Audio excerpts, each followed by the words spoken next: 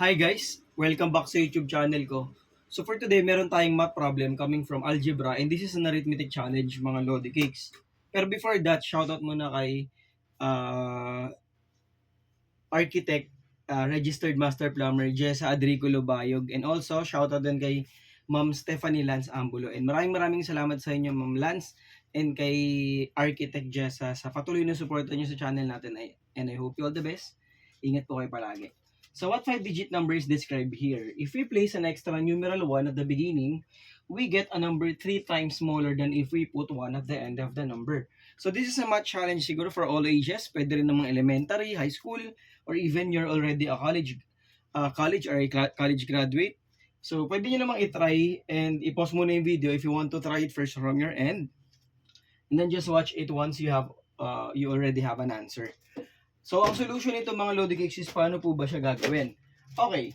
So, ang gagawin natin dito is we will represent our 5-digit number bx. Okay?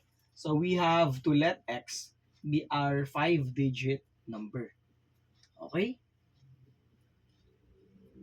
Anong sinabi mga Lodi Cakes? If we place an extra numeral 1 at the beginning, hinto ka muna dun.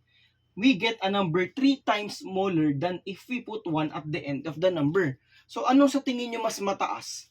Yung 1 na nasa unahan o 1 na nasa dulo? Siyempre Sir IJ, yung 1 na nasa dulo kasi sinabi, pag naglagay ka ro ng 1 sa simula, magiging 3 times smaller daw siya dun sa merong 1 sa dulo. So ano ibig sabihin yan? So ibig sabihin, pwede ko siyang i-translate into an algebraic way na ito yung 5-digit number x, tas pag nilagyan mo siya ng 1, it will become 3 times mga Lodi Cakes, tama ba? Tama mga Lodi Cakes, 3 times yung number natin tapos nilagyan natin ng 1 sa unahan mga Lodi Cakes. Di ba parang ganyan yan mga Lodi Cakes? So kumbaga, let x be the 5-digit number and then add ka ng 1 will be equal to 3 times ng 1 na nasa simula and then the 5-digit number. And how do we express it, Sir IJ, in terms of algebra or in terms of our equation?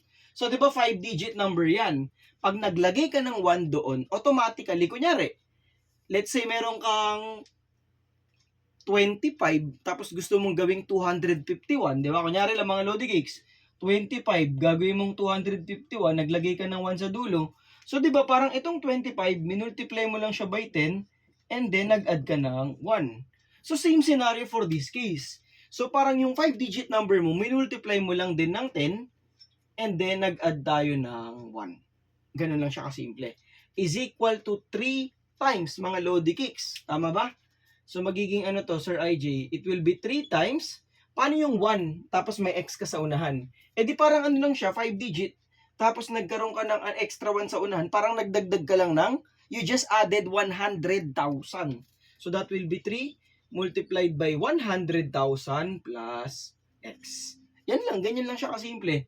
So, magiging ano na to, 10x plus 1 equals 300,000 plus 3x. 10x minus 3x, that is 7x. 300,000 minus 1, that is 299,999.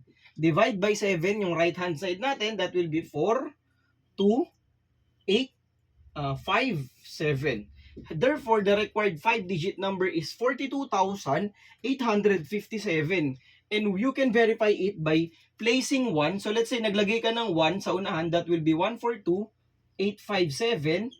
Tapos, kapag nag-place ka naman ng 1 sa dulo, 428,571. Notice that this number will be 3 times this one. 142,857 multiplied by 3 will give you 428,571.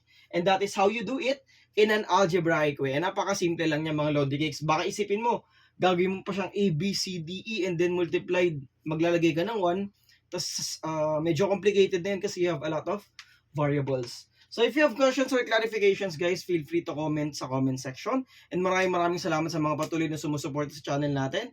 God bless you always and kita-kits sa mga susunod na tutorials natin. Bye-bye!